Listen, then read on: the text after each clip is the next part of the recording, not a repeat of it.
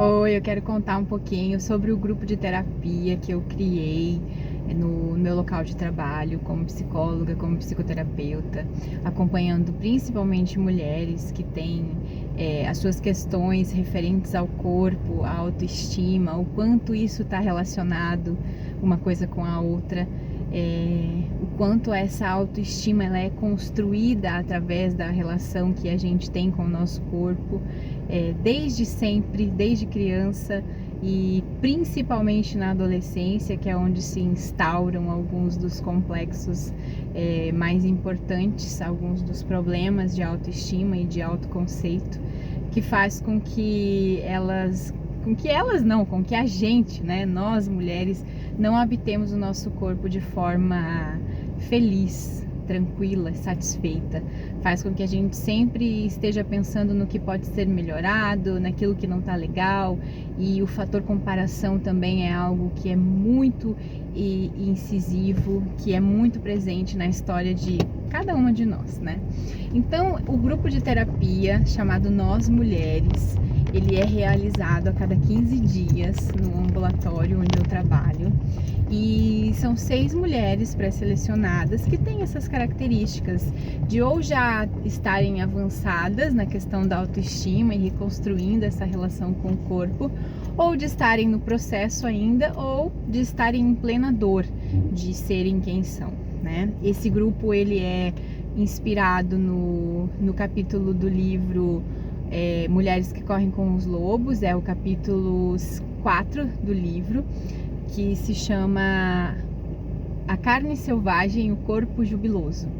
Só esse título já chama muita atenção, né? Porque fala do corpo jubiloso. O que é isso? Um corpo capaz de se alegrar, de se regozijar, de ter prazer em ser quem é, em habitar a própria pele, né?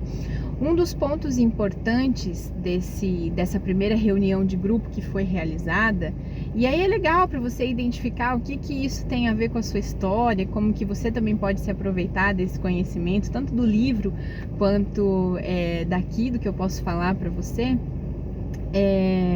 é pensar nas dores que existem, né? Olhar para trás em retrospectiva na nossa história e identificar quando foi que a gente começou a se achar inadequado, né?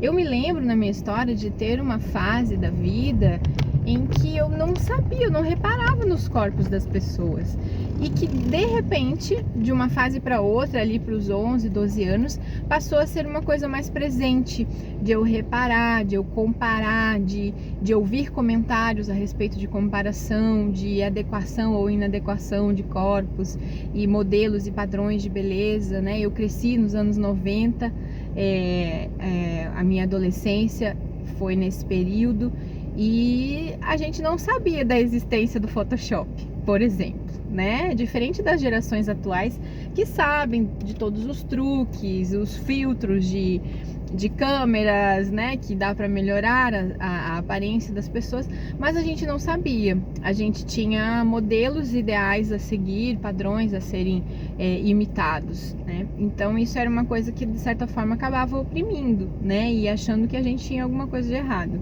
Então, revisitar essa relação com o corpo, que vem desde a adolescência, é algo importante para identificar se existem dores e quando foi que elas começaram.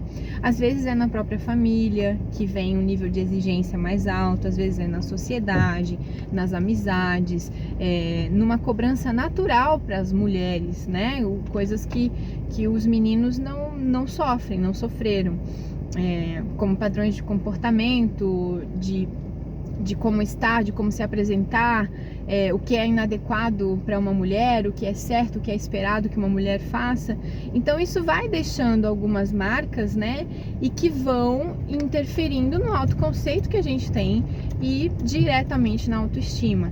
Então o primeiro ponto, a intenção dessa primeira reunião é a identificação dessas dores, para que as mulheres possam olhar para esse ponto de dor e poder saber de onde que vem, né? Qual que é a origem dessa cobrança interna, dessas vozes que a gente acha que são nossas, mas não necessariamente são, né? No Access, o Access Consciousness é uma teoria que eu também gosto muito de seguir, fala que mais de 90% dos nossos pensamentos e pontos de vista não são nossos, são o que a gente absorveu da cultura que a gente viveu, do lugar, das pessoas. E é muito importante, né, fazer esse caminho reverso para ir identificando, isso daqui que faz eu me achar mais gorda vem disso daqui que eu aprendi, ou disso aqui que eu observei, ou disso aqui que eu escutei, né? Isso aqui de achar que eu tenho que ter determinado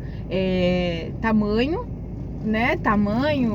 Jeito de vestir, comportamento, vem disso, vem daquilo. Então esse mapeamento inicial é importante para a gente identificar, né?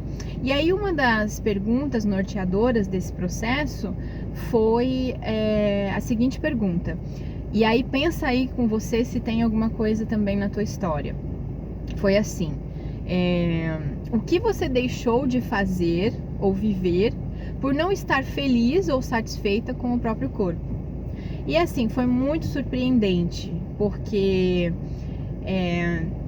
nas experiências contadas e trocadas, foi possível perceber que elas deixaram de fazer coisas importantíssimas, inclusive para a vida, para a carreira, determinando escolhas na vida, né? E hoje, até hoje, coisas simples que fazem ou deixam de fazer, como por exemplo, deixar de ir à praia por causa do biquíni, que não se sente à vontade para colocar biquíni. De onde que vem isso, sabe? Por que a gente não pode sentir alegria com o nosso corpo do jeito que ele é? Por que a gente tem um padrão na nossa cabeça e sempre achando inadequado? E aí uma das coisas interessantes de observar foi que mesmo mulheres bastante diferentes em etnia, em tamanho, em padrão de corpo, puderam perceber que têm dores muito parecidas. E aí eu já vi algo a esse respeito, fotos de mulheres, uma mulher bastante musculosa, uma mulher bem magra e uma mulher mais encorpada. De cada uma delas, a crítica vem apontar algum defeito e vem dizer: nossa, tá muito musculosa, parece um homem. Nossa, tá muito gorda, parece não sei o que, né? Ou então tá magra demais, parece doente. Como se fosse algo assim natural, normal, esperado, que a gente apontasse o dedo para as mulheres e dissesse: isso aqui não tá legal, isso aqui tem que mudar. Tem um documentário que se chama Misrepresentation, que em português eu vi ele no GNT uma vez, que se chamava Mulheres na Mídia.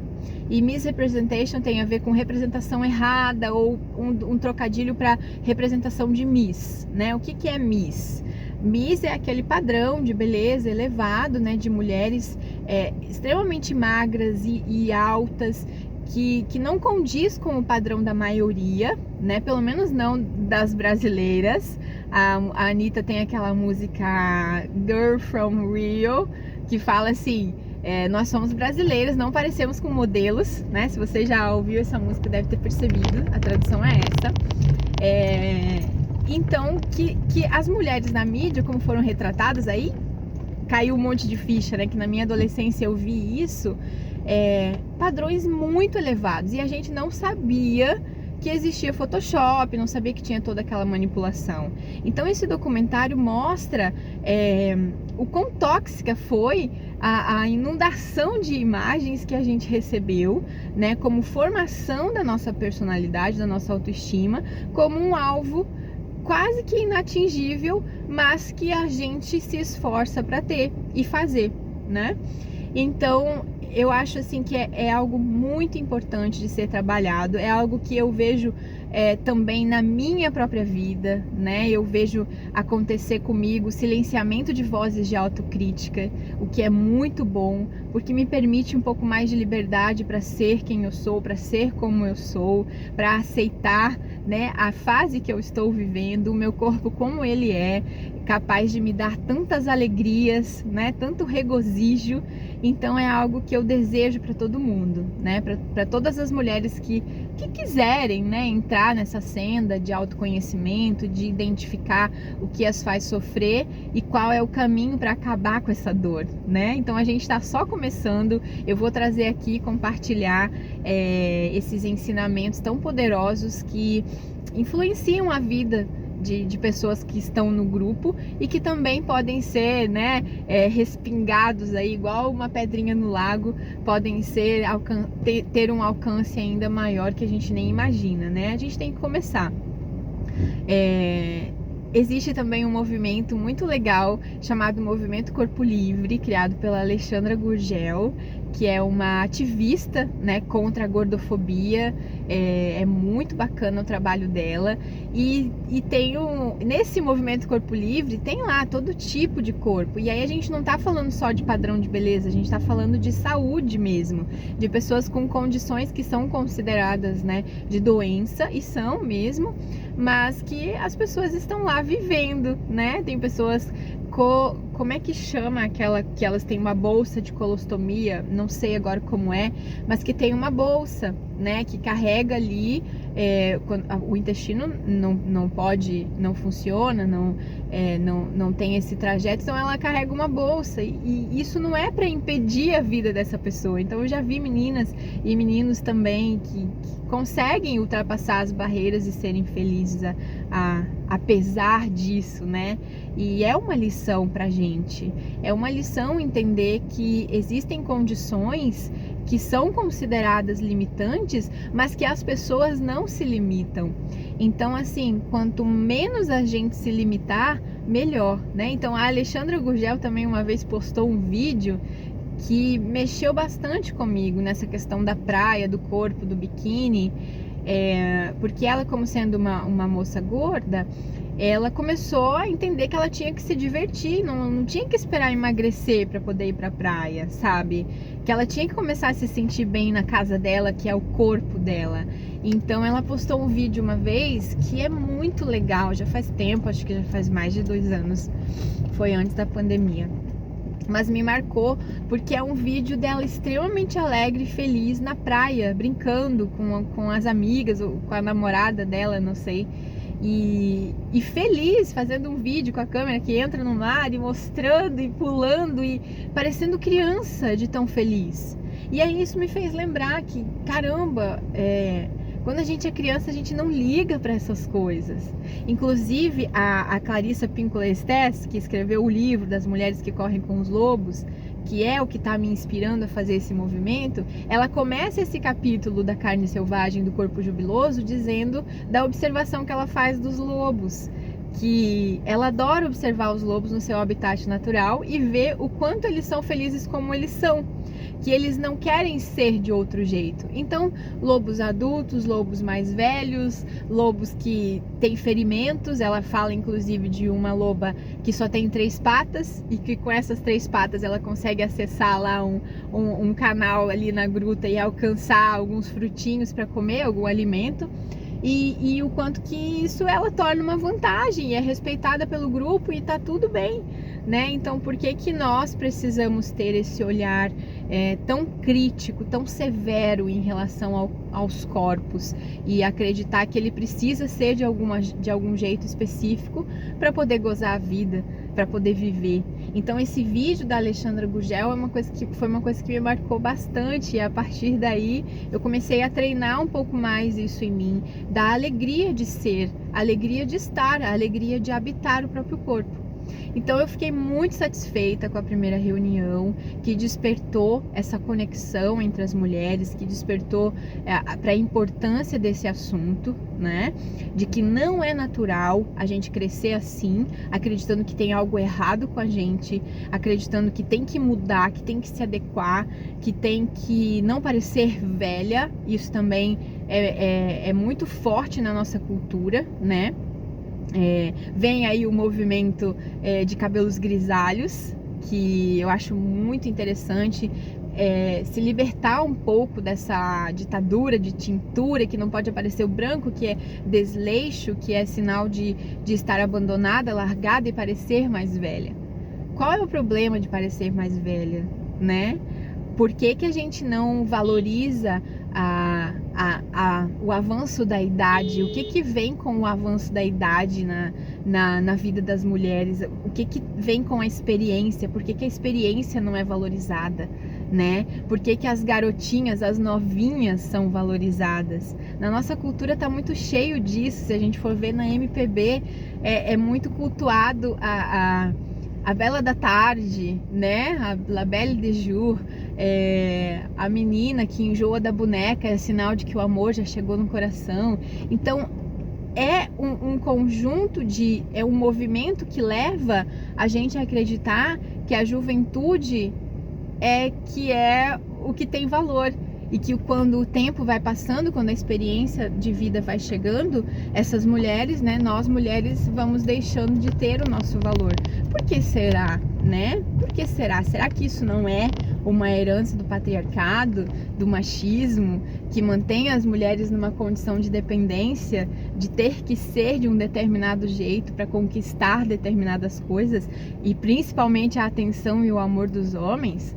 Será que os homens têm medo das mulheres lobas, das mulheres anciãs, que têm a sua experiência de vida, que têm o seu legado, que têm a sua autoestima tão bem firmada que não é nada nem ninguém que vai dizer qual é o valor dela? Ela já sabe, ela não depende de aprovação. Será que alguns homens têm medo disso ainda? Será que algum dia isso vai mudar? E as pessoas vão poder se relacionar também pela experiência e pelo ser, pela essência, e não somente pela aparência? E quem sabe até achar bela essa nova aparência? Por que não? Tem tantos exemplos lindos por aí acontecendo de que a beleza prossegue, a beleza continua, a beleza entra em outro estágio, né? Eu acho muito bacana a gente abrir e ampliar nossa mente para isso, porque chega, né? Chega de sofrer, chega de ser dominada por um padrão que vem de fora e que diz que a gente não é o suficiente, que a gente precisa fazer alguma coisa para poder pertencer, que a gente tem que modificar porque a gente não tá legal do jeito que tá. Então, eu tô muito feliz com essa situação do grupo. Observa aí se isso acontece também com você, se você se identifica, se você se sente escravizada de alguma maneira por alguma exigência externa e isso afeta seu comportamento, afeta suas escolhas, afeta suas decisões, afeta você pensar no que pode e no que não pode fazer, porque é ou porque não é de determinado jeito, né? A gente tá aqui num tempo de vida que passa tão rápido, né, pra gente ficar, às vezes, perdendo tempo mesmo, perdendo tempo tentando se adequar. Então é isso, tô muito feliz inclusive de compartilhar isso aqui no canal, né, e que flua e que continue. Se você tá aqui comigo, te agradeço, me conta o que você acha, tô aqui aberta para receber as opiniões, para debater também, tá? É isso.